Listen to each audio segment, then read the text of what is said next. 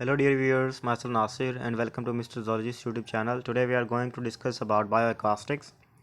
बायोकास्टिक्स क्या होते हैं? ये असल में बायोकास्टिक एक पूरी ब्रांच है साइंस की जिसके अंदर हम स्टडी करते हैं कि प्रोडक्शन किस तरह होती है, रिसेप्शन किस तरह होती है या बिहेवियरल रिस्पॉन्सेज एनिमल्स के साउंड के हिसाब से किस तरह से होते हैं, चाहे फिर वो ह्यूमन हो या फिर कोई और एनिमल ही क्यों ना हो।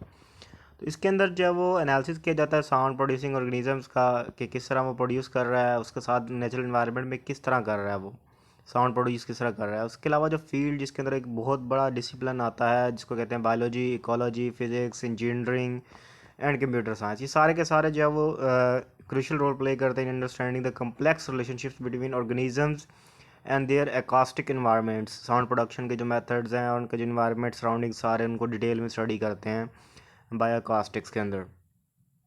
ऑब्जेक्टिव्स की बात करेंगे, ऑब्जेक्टिव्स क्या हैं बायोकास्टिक्स के। सबसे पहले नंबर पे हमारे पास है कम्युनिकेशन एंड सोशल बिहेवियर। अब बायोकास्टिक्स जो है ये हेल्प करती है रिसर्चर्स को कि वो स्टडी करें कि किस तरह एक एनिमल जो है वो साउंड प्रोड्यूस करके कम्युनिकेट करता है अपने ही जैसे दूसरे जानदारों के साथ और अपने इन्वायरमेंट के साथ। इसके अंदर वोकलाइजेशन आ जाती हैं जो कि मेटिंग के लिए ऑर्गेनिज्म यूज़ करते हैं या फिर टेरिटरीज़ के लिए प्रोड्यूस करते हैं या फिर as a warning of predator के तौर पे प्रोड्यूस करते हैं या पूरे ग्रुप के साथ कोऑर्डिनेट करने के लिए जो वोकल्स प्रोड्यूस करते हैं, साउंड प्रोड्यूस करते हैं। अच्छा, सेकंड नंबर पे हमारे पास आ जाती है इकोलॉजिकल मॉनिटरिंग।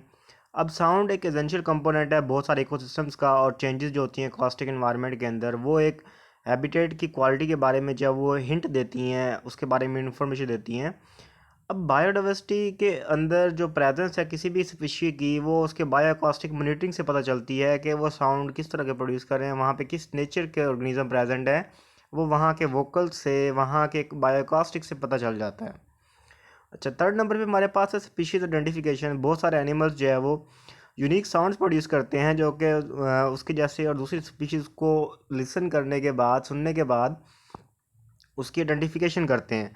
अब बायोअकॉस्टिक्स जो है ये नॉन इन्वेजिव मेथड है for identifying and monitoring species in the wild. एक जंगल के अंदर रहते हुए सारे आपस में जो है वो किस तरह कम्युनिकेट करते हैं, वो सारा बायोअकॉस्टिक्स के अंदर आता है। Specially in situation where visual identification में भी चैलेंजिंग, मतलब जहाँ पे आपको अपने पार्टनर्स या अपने ग्रुप मेंबर्स नज़र नहीं आ रहे, वहाँ पे आप बायोअकॉस्टिक्स की हेल्प ले सकते हैं। तो वाइल्ड के अंदर, जंगलात के अंदर तो होता ही यही है कि वहाँ पे वोकल्स के ज़रिए आइडेंटिफिकेशन की जाती है।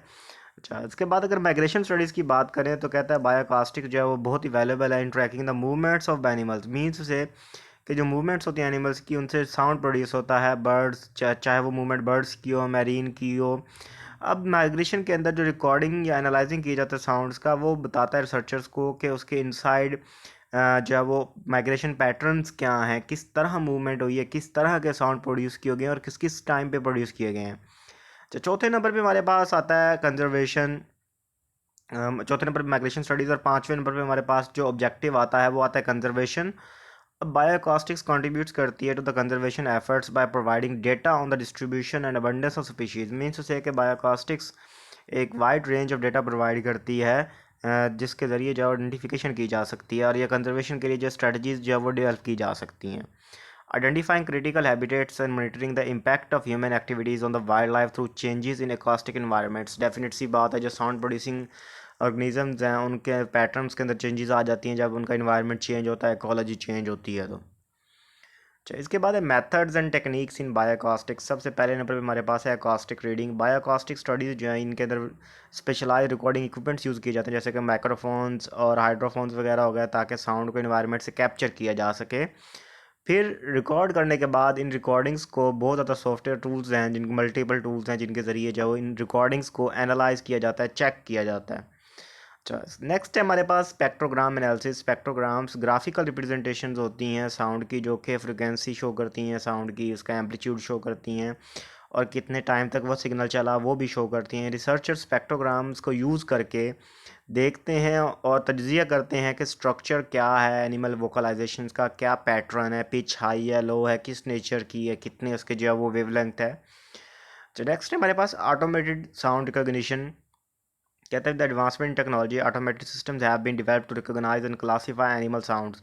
मीन्स उसे कि टेक्नोलॉजी के अंदर इतनी जिद्दत आ चुकी है कि अब साउंड्स को आइडेंटिफाई करना, प्रोड्यूस करना ईजी हो चुका है। मशीन लर्निंग एल्गोरिथम को ट्रेन किया जा रहा है कि वो आइडेंटिफाई कर सकें स्पेसिफिक स्पीशीज़ के बिहेवियर्स को उनके साउंड फीचर्स की बेस के ऊपर, एकॉस्टिक फीचर्स की बेस के ऊपर। अच्छा, फोर्थ वन मेथड या टेक्निक हमारे पास बायोकास्टिक के लिए है लोकलाइजेशन टेक्निक।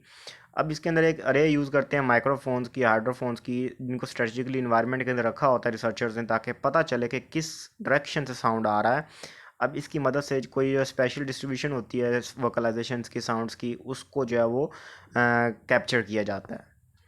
चल, उसके बाद हमारे पास है एप्लीकेशंस ऑफ बायोकास्टिक्स। अब जो मेरीन बायोलॉजी है, ये हमारे पास पहली एप्लीकेशन है।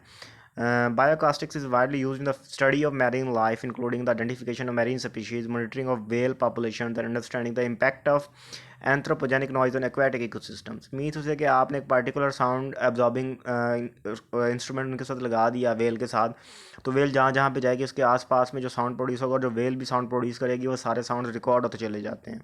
तो आपको वेल के साथ रहने की ज़रूरत ही नहीं है, आप सिंपली अपना इक्विपमेंट जो है वो बायोकास्टिक का वो अटैच कर दें और उसके बाद आप जो वो सारी एक्टिविटीज़ जो मोनीटर कर सकते हैं। उसके बाद है ऑर्निथोलॉजी। अब जो बर्ड सॉन्ग है, ये क्लासिक सब्जेक्ट है बायोकास्टिक रिसर्च का, जो कुछ परिंदे जो गाने गाते हैं जैसे कि कोयल वगैरह हो गई, तो ऑर्निथोलॉजिस्ट यूज़ करते हैं बायोकास्टिक को स्टडी करें बर्ड का बिहेवियर, कम्युनिकेशन किस तरह करते हैं और उनकी स्पीशीज़ के अंदर डाइवर्सिटी कितनी ज़्यादा है, ये भी आप फाइंड आउट कर सकते हैं। थर्ड नंबर पे हमारे पास है इंसेक्ट कम्युनिकेशन। कहते हैं बायोकास्टिक इंस्ट्रूमेंटल है ये जानने के लिए कि कम्युनिकेशन सिस्टम्स कितने कम्प्लेक्स हैं इंसेक्ट्स के, जैसे कि क्रिकेट्स हो गया, ग्रास हॉपर्स, जहाँ पे साउंड जो है वो बहुत इंपॉर्टेंट रोल प्ले करता है इन द मेट अट्रैक्शन। अगर जितना अच्छा साउंड होता है वो उतना ज़्यादा जो है वो फीमेल्स उनको प्रेफर करती हैं। लास्ट में हमारे पास आता है मेडिकल रिसर्च। बायोकास्टिक्स टेक्निक्स जो हैं ये मेडिकल फील्ड्स में लगाई जाती हैं ताकि ह्यूमन स्पीच के अंदर जो इसको यूज़ किया जा सके। जैसे कि कुछ लोगों को सुनने में अगर दुश्वारी पेश आती है या सुनने का अमल जो उनका समात होती है वो ख़राब हो जाती है, तो वो बायोकास्टिक के ज़रिए जो ठीक करने की कोशिश की जा रही है। तो ये थी आज की वीडियो। उम्मीद है कि आपको वीडियो पसंद आई होगी। मिलते हैं नेक्स्ट वीडियो में, तब तक के लिए पीस आउट।